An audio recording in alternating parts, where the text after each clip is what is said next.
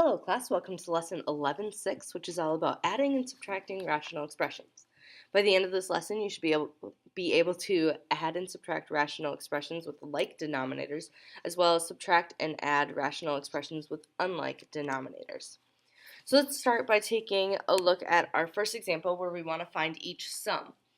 If we look at this example and we look at all of our denominators, you can see that all of our denominators are the same. That means that just like when we're adding fractions, if we have the same denominator, we keep that denominator and add the top. So if we look at 1a, where we have 8c over 6 plus 5c over 6, we have the same denominator, so we carry that over. And then 8c plus 5c, they are like terms, so we can add them, and we have 13c over 6. Our next example, 1b, we have 4t over 5xy plus 7 over 5xy.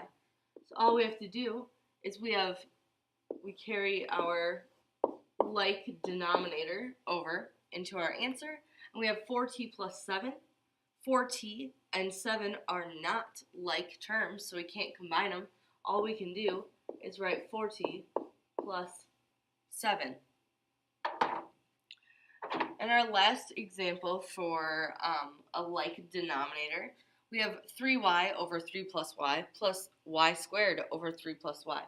So if we carry our like denominator, we have 3 plus y, and then on top we have 3y plus y, and if I plus y squared, sorry. If I look at this carefully, I see that in the top, in the numerator, I have something in common with both those terms. So I'm going to pull that out. I have a y with both terms, so if I pull a y out, I'm left with 3 plus y over 3 plus y. And what have we been doing for the past couple of days? We've been simplifying these expressions. We have a 3 plus y on top and 3 plus y on the bottom, so we can cross them both out. They cancel. And the reason they cancel, remember, is because y is multiplied to, or the quantity is multiplied by y, not added. If it was y plus 3 plus y, that is not something that would cancel at the bottom, okay? Since we are multiplying, though, we can cancel, and we are left with just y as our answer. So make sure, even if you think, oh, this is really easy because it has a like denominator, make sure you simplify all the way down, okay? So look for terms in common in the numerator, denominator, and see what you can pull out and then cancel. Alright, so we just did addition, so naturally now we're going to do some subtraction. Again, if we look at our denominators in both examples, we have like denominators, so that means all we have to do is subtract across the top. So if we look at our first one, we have 2h plus 4 over h plus 1 minus 5 plus h over h plus 1. So remember, this minus applies to, we are subtracting 5, but we are also subtracting h, okay? It gets carried through. So now, our denominator still stays the same. When you're subtracting fractions, if we did 3/4 minus 2/4, you would say that's 1/4. You wouldn't say that that's like 1 over 0, right? Okay? You don't subtract the bottom, you only adjust the top.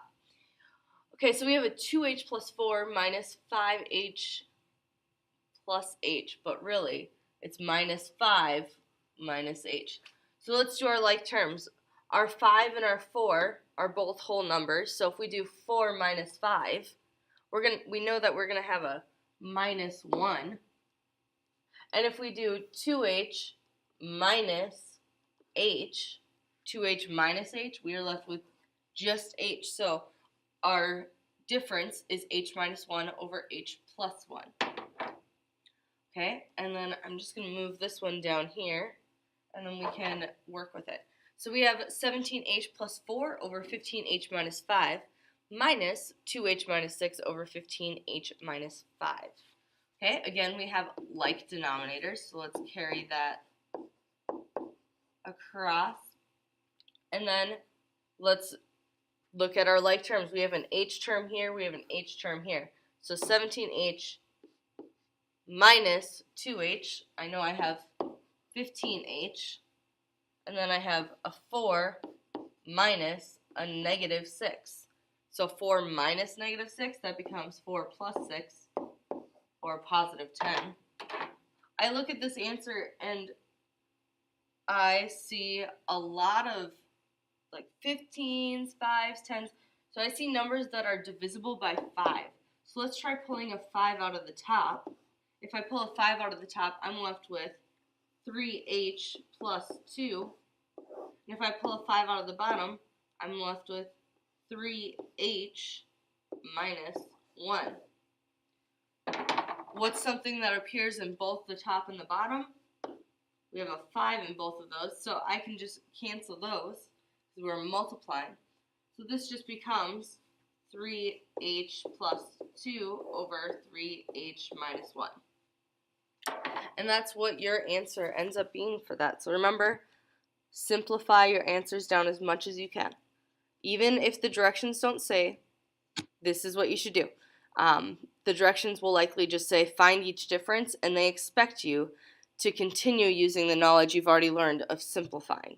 Okay. Example 3, we want to find the sum. So if we look at this one, we have a t squared over t minus 3 plus 3 over 3 minus t. So if I look at this, my brain gets a little confused because we have a t minus 3 and then a 3 minus t. They're so close, but they're not the same. But if I think about it, everything is its opposite, because over on the left, we have a positive t, a negative 3, and then over on the right, we have a positive 3 and a negative t. So what can I do in order to make it so I can continue working with this and treat it like a like denominator? What I can do is I'm going to leave my first one, my t minus 3, and then carry my addition sign. I'm going to bring my 3, but I am going to pull out a negative 1, because if I pull out a negative 1, my 3 now becomes negative and my t becomes positive. Because remember, a negative 1 changes the signs of everything. So if I pull out a negative 1, I now have a positive t, so I'm going to start with that minus 3. And now it looks similar to what we were working with, but we're still one step away from making it look exactly like our last couple problems. So I'm still going to continue having my t squared over t minus 3, but what I'm going to do is I'm going to take this minus 1, and I'm going to move it up, because I'm multiplying the whole fraction by a minus 1, really. So what I can do is I can switch this to a minus 3 over t minus 3.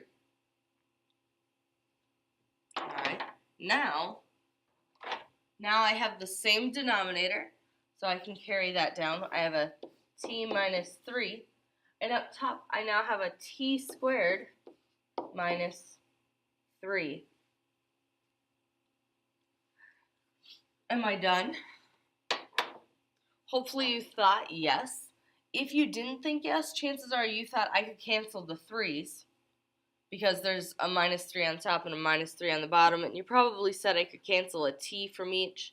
But remember, whenever you have an addition or subtraction symbol, you cannot just cross things off the top and the bottom. Okay? In order to be able to do that, you have to do the factored versions of them. And these are already like as simplified as they can go. You cannot cancel any further, okay? Now let's talk about least common multiples of polynomials. I know you guys enjoyed our little factor trees that we did earlier this year. We're going to do something kind of similar to that right now. Well, kind of. We're going to write them as their prime factorization. So remember, prime factorization means that we need to break down all of the numerical values down to the product of multiple numbers, and then write how many of the variables we have. So let's start with our 8. The prime factorization of 8, I know I can do 2 times 2 times 2. if you can't remember how to get a prime factorization, do a factor tree. So we have 8, and then we know that 4 times 2 is 8. Oh, 4 is not a prime number. That breaks down to 2. Oh, look, I have 1, 2, 3 2s. Alright, so that's just something to keep in mind as you are doing prime factorization of your numbers. And then I have an m squared, so that means I have m times m, and then I have a t. So this is my prime factorization for 8m squared t. Now let's do a prime factorization for 12. So if I didn't remember, I could say 12 is 3 times 4, and 4 is 2 times 2. 3 is a prime number, so I'm going to write down my 2 times 2 times 3. So 2 times 2 times 3 times, now I have 2 m's, and I have 3 t's. Alright, now in order to find the least common multiple, the LCM, remember, LCM is least common multiple. If you don't remember that, write it down in your notes so that way you remember what LCM stands for, least common multiple. The way that you find the least common multiple, once you have these prime factorizations, you use each prime factor that appears the greatest number of times it appears. Okay, so let's first look. We have a 2. That's one of our numbers. That's one of the prime factors of our numbers, and it appears 1, 2, 3 times for 8, and it appears 2 times for 12. So right now we want to use each prime factor the greatest number of times it appears. So in this instance, we're going to use 3 2's because it appears 3 times over here. Now, we know that we have a 3 over here. It appears once. It doesn't appear in the 8, so that means the most number of times it appears is once. Alright, and then I'm going to cross off my 2's so I know that I'm done with those. Then I'm looking for my m's because that's another variable that we have. We have 2 m's with the 8m squared t, and we have 2 m's with the 12m squared t cubed. So I'm going to write down times m, because that's the greatest number of times it appears. And then our last variable, we have a t. It appears once over here, and it appears 3 times over here. 3 is bigger than 1, so I'm going to use it 3 times. I've now used each variable that appeared in the prime factorization, and I've used each variable the greatest number of times it appears. So now what I can do is I can simplify this down. So 2 times 2 times 2, we said is 8. 8 times 3, that gives me 24 as my numerical value. M squared, because we have 2 of them, and t cubed. This is the least common multiple for this problem.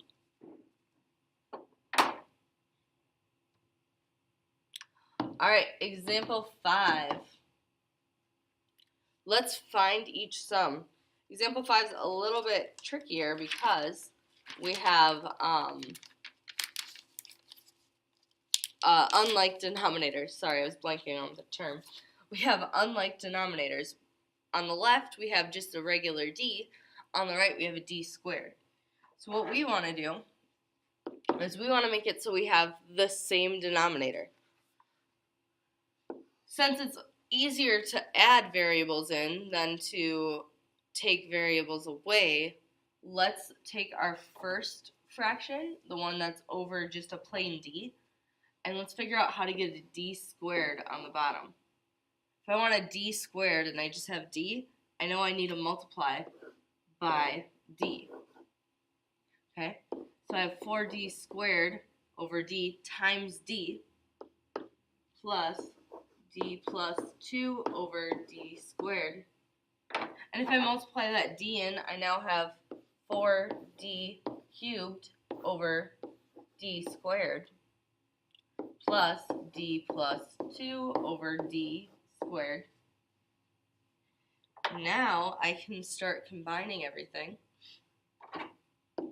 and determine what the sum is. So now, I now have 4d cubed plus d, plus d plus 2 over d squared. Okay, so I figured out what the easiest common denominator would be,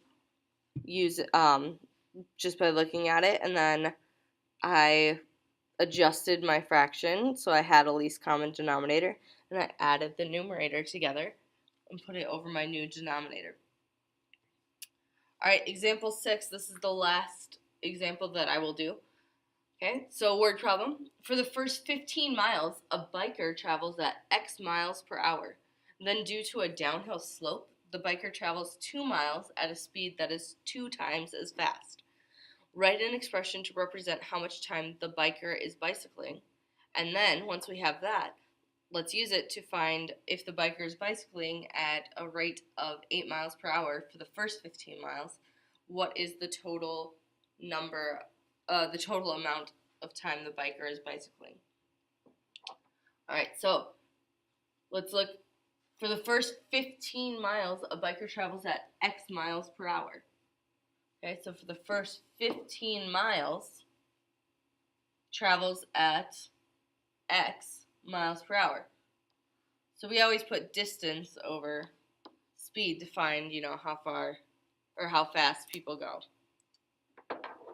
And then the biker travels 2 miles at a speed that is 2 times as fast. 2 miles at a speed that is 2 times as fast. So 15 was miles, so I'm going to put my 2 miles up top, just like the 15. And then 2 times as fast as our previous speed. Alright, so now I have 15 over x and 2 over 2x. Am I going to add, subtract, multiply, divide these two fractions? The first 15 miles is x speed, 2 miles at this twice as fast speed. And I would just, want to represent how much time the biker is bicycling. So I'm going to add these together because he keeps biking even after the 15. We need to add them together in order to determine how long he's been biking. Now that we have this information, if we reduce this, we can reduce it. 15 over x is as reduced as it can be, but then we have 2 over 2x, so that becomes 1 over x because our 2's cancel. And then, again, we have like denominators, 15 plus 1, that becomes 16 over x is our expression. Now, let's look at part B. If the biker is bicycling at a rate of 8 miles per hour for the first 15 miles, find the total amount of time the biker is bicycling. Okay, so we have our expression, and then we have our speed. So we plug it in, 16 over 8. Again, I just took our expression from part A. So 16 over 8 equals 2 hours.